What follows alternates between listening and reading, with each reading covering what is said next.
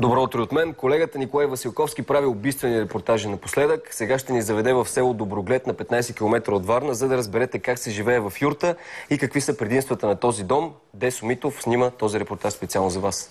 Вижте го.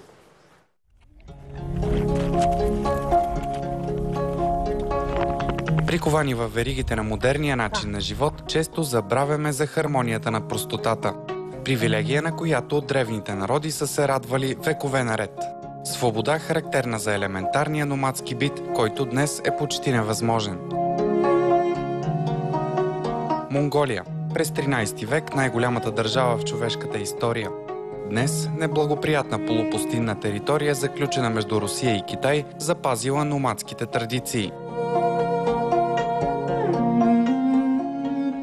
Да построиш дом в степта е истинско предизвикателство. Къща, която да те пази от непоносимата жега, убийствения студ и адския порив на ветровете. И в същото време този дом да е подходящ за живот в движение. Така се появяват и юртите.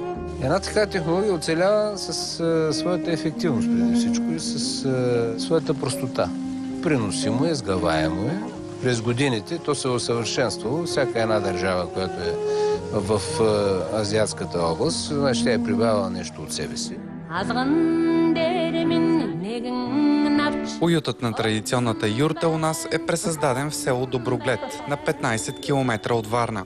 Изчислено е, че домът на монголските пастири, номадските турци и дори на древните прабългари издържа на вятър до 240 км в час. Няма такава степен земетресение, която може да събори това съоръжение. Юртата не е павилион, не е и шатра.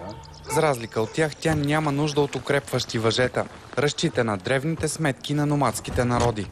Една стена е висока при монголските юрти около 140 см. При българските се започва от 160, може да е 180. Това представлява дървени пръти, летви, които са вързани с кожа. Няма тел, няма винтове, няма пирони. Стената за дървената рамка е от памук, плъст и лен. По този начин температурата вътре е винаги между 15 и 25 градуса.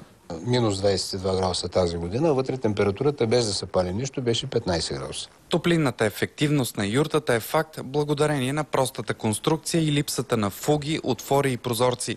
Формата също допринася за правилната циркулация на въздуха. На короната има капак. Този капак по принцип, когато не вали дъжд, да не забравяме, че в Монголия много рядко вали дъжд, тук в България по-честичко, този капак се отмята и вътре става топло. И това си е естествена вентилация. Едва ли някой от нас би се върнал изцяло към номадския бит и елементарния живот на древните хора. Днес юрти се строят предимно за екоселища и паркове, както това са направили Нина и Ивайло. Искам максимално хората да се връщат към природата и най-вече любовта към природата и животните. И всичко трябва да бъде на свобода. Стига с панелките, стига с кучета на веришките. В юртения парк край Варна уединение намират хора с желание да се откъснат от градския шум.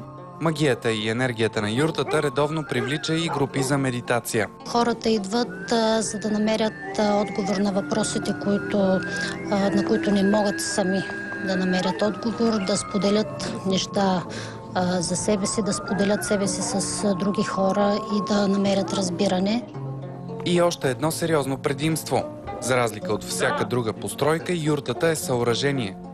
Не я хваща закон за устройство на територията, тъй като тя не е строеж. Като разрешителен режим не подлежи на такъв разрешителен режим. Така, освен в монголската пустиня и турските степи, юртата лесно може да се построи буквално във всяка гора и на всяка поляна, за да има къде да потърсим покой от стреса на града и шума на всекидневието. За здравей България от село Доброглед, Николай Василковски. Не знам за вас, уважаеми зрители, но на мен лично ми се прииска да си опъна една юрта на плажа Корал или някакъв.